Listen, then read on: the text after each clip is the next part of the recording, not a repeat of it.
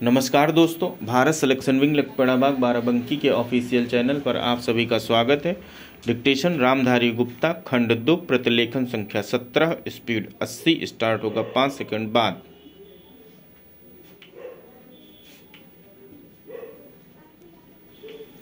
बहनों, भारतीय स्त्री जाति की प्राचीन गौरव, गरिमा एवं उच्च परंपराओं को ध्यान में रखकर न केवल आपको शिक्षित होना है, बल्कि शिक्षा प्राप्त करने के पश्चात पुरुषों के साथ सहगामिनी बनकर आपको सब दिशाओं में कदम बढ़ाना है। स्वतंत्रता प्राप्ति के बाद अब राष्ट्र के नव निर्माण के कार्य में आपको भी उचित रीति से भाग लेना चाहिए। यह सब तभी संभव हो सकता है जब हम वर्तमान शिक्षा पद्धति की कमियों एवं दोषों को दूर कर उसको अपने अनुकूल एवं उपयोगी बना सकेंगे। इस संबंध में इस देश में परस्पर विरोधी विचारधाराएं प्रचलित हैं। आधुनिक सुधारवादियों या जो अपने को प्रगतिशील कहते हैं, उनकी धारणा यह है कि बालक बालिकाओं को एक साथ शिक्षा दी जाए और दोनों की शिक्षा प्रणाली एक सी हो। उनका यह भी विचार है कि स्त्रियों को न केवल शिक्षा पद्धति में ही बल्कि अन्य क्षेत्रों में भी पुरुषों के बराबर के अधिकार मिलने चाहिए तथा उन्हें संपूर्ण सामाजिक स्वतंत्रता होनी चाहिए। उन्हें समाज के समस्त व्यवसाय और व्यापारों में समान रूप से भाग लेना चाहिए और शिक्षा प्रणाली की रचना इन सब के अनुकूल होनी चाहिए। दूसरी ओर कट्टरपंथियों के विचार इनके विपरीत हैं।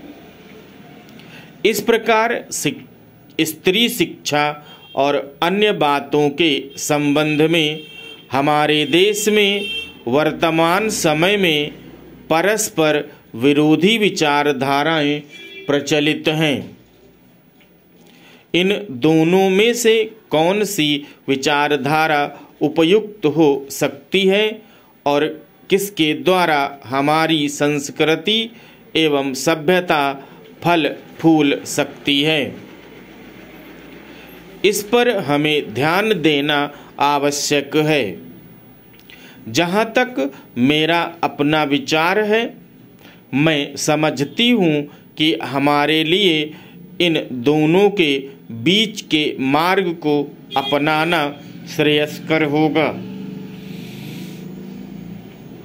वर्तमान शिक्षा पद्धति के आदर्श एवं उद्देश्यों में जो दोष पाए जाते हैं, उनके अतिरिक्त वह बहुत महंगी सिद्ध हो रही है।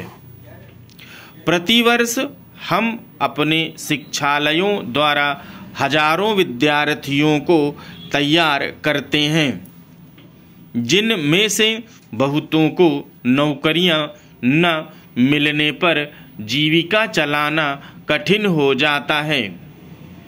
इस प्रकार हम अपने शिक्षालयों द्वारा जहाँ काफ़ी संख्या में विद्यार्थी बेकार होते देखते हैं, वहाँ फैशन परस्त भी तैयार होते देखते हैं। हमारे साधारण गृहस्थ घरों की लड़कियां जब प्रारंभ में आधुनिक शिक्षालयों में प्रवेश पाती हैं, तो धीरे धीरे वे भी वहाँ की फैशन परस्ती की शिकार हो जाती हैं। और सुंदर सुंदर बहुमूल्य साड़ियाँ एवं भांति भांति की साज श्रृंगार की वस्तुओं की नकल करने लगते हैं, जिससे अपने माँ बाप व अभिभावकों को पर्याप्त मात्रा में व्यय कराने के संकट में डाल देती है। ऐसी शिक्षा प्राप्त कर जब वे स्कूल या कॉलेज छोड़कर जाती हैं तो उनका जीवन भार स्वरूप होने का भय रहता है, क्योंकि जीवन के कार्यक्षेत्र में वह अपव्ययी शिक्षा पद्धति धनोपार्जन के उपयुक्त सिद्ध नहीं हो सकती। यह नौकरी की आशा भी पूरी नहीं कर सकती और अंत में यह शिक्षा उनके लिए निकम्मी मालूम पड़ती है। इसलिए हमें सचेत होकर सोचना है कि क्या वर्तमान शिक्षा पद्धति ही हमारे लिए उपयुक्त है।